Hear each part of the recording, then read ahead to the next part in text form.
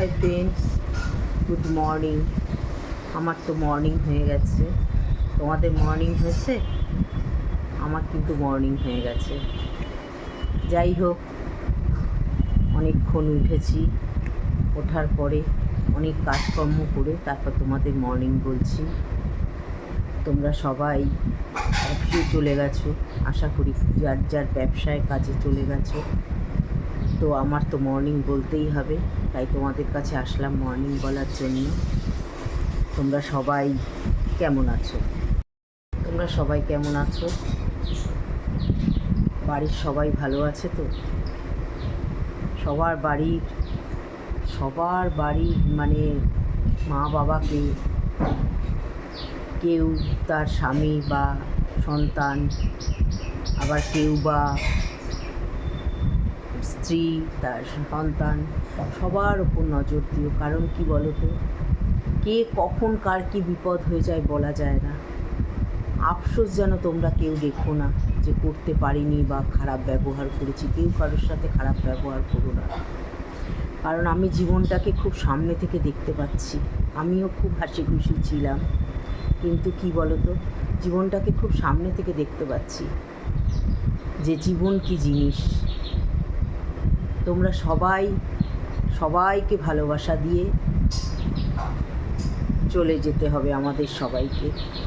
শুধু ভালোবাসাটুকুই থেকে যাবে, আর কিন্তু কিচ্ছু থাকবে না সঙ্গে, শুধু ভালোবাসা। আমি তোমাদের যথেষ্ট ভালোবাসি। ভাই বোন,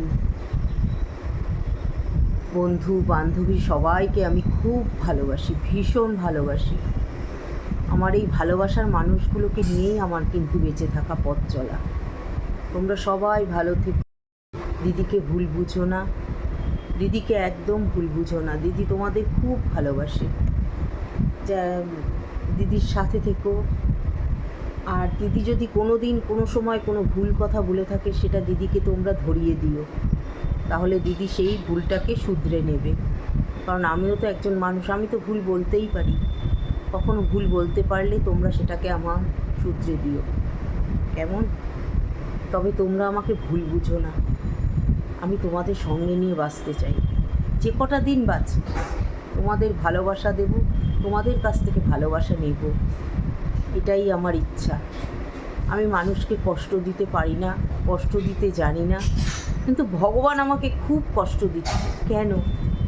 এই কারণটা কি বলো তো?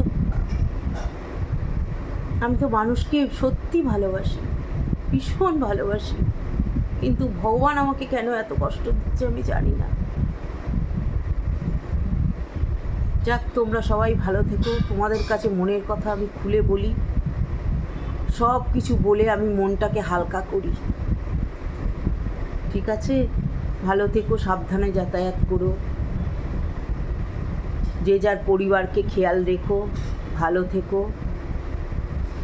সাবধানে চলাফেরা করো। ঠিক আছে, তবে এখন রাখছি, আবার পরে কথা বলবো, কেমন? ভালো থেকো।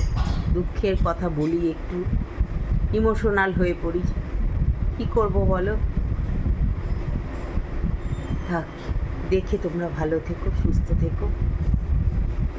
আর কি বলবো, আমার এখন এই দিনই চলছে। জানি না কবে নিজেকে ঠিক করে দাঁড়াতে পারবো, জানি না।